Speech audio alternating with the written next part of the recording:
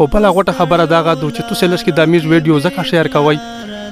چې دغه د میش خو نور هیڅ مطلب هراز مو نشته دی صرف مو دغه دی چې د غریب او د یتیم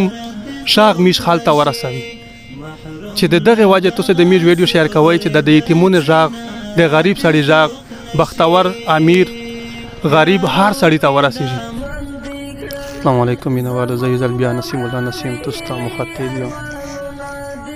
او نن خو د مو زړه ډېرې خبرې غواړي، خو افسوس چې د ټیم غ ډېره کمې وي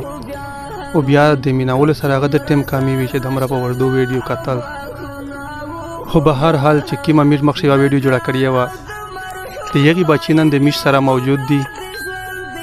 چې د کینسر په بیماري سره د ده پلور یعنی کینسر بیماري نیولی وه د هغې نه دی نن په د تورې خورې شپټ دی تقریبا 15-14 دن مخکې میش خالي کاروبار ته شریکه بله جمعه دی وفات شوی دی پارین میش خبر شولي او نن بیا ډایرکټ حاضري ورته وکړله. خو دا بچی چې اوس کیمپو ته شوی دی تقریبا هر سړی تاسې د کیمرې سترګه کې وینئ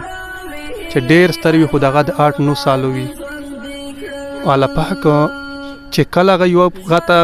مرګ راولي یوه انسان ته بیا د کور په ولې د زړې پټۍ ولګوي او ورسره د دی دپاره یوه واسطه هغه جوړه کړي او دا ژوند کوي چې کیم دی د دی فیملي الله پاک میش ته د کیمره سترګه ته روکړل د توس ته رسولو دپاره دا ذریعه میش توس جوړه شوله د کیمرې سترګه د تو ته د رسولو وله الله پاک جوړه کړله زه د تشې دپاره چې توسې دا خلک اوس مدد وکړي یعنی میش توس ته د مدد دپاره ورته وړول. او بله سره غوټه یوه کیسه دغه دو چې یوه کیسه د یو کس وم چې روزانه او یو کس په خوب شوی ته روتم چې په دغې کس مون د ته عمره وکړه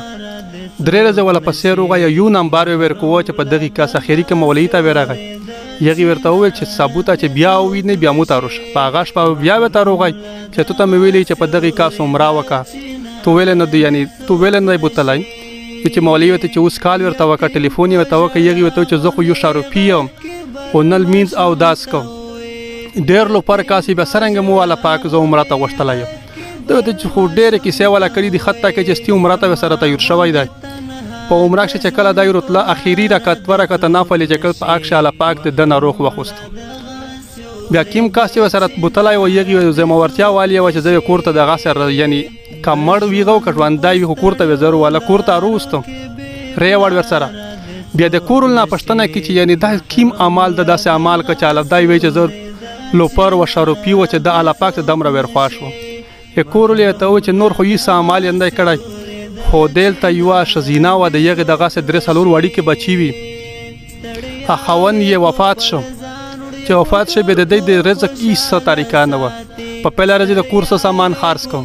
په هغه باندې سامان وکړه په 2 ورځ باندې یې کباټ خرڅ کړه په هغه باندې څه سامان وکړم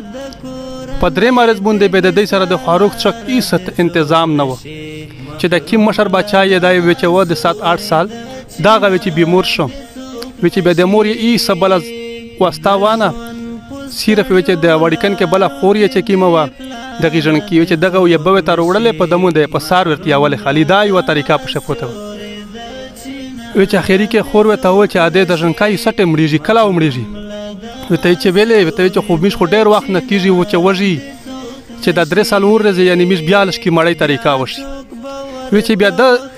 دغه عمل خالي وکړه چې موږ د دا ذمهورتیا ولګوله چې دغې کس ته ورته خالي مړۍ وررسوئ نور بیا عزتمن دغه کاس نن میشتوس مونږ بیا دغه امتحان روغلی دی دغه شانته وړیکې وړیکې پوتې شوي دي او بیا میشتوس ته بیا پر زور سره ویایي چې دا روشئ د دغې خلک مدد یې میش سره وکئ بیا هغه سول دی درته صرف و صرف دغه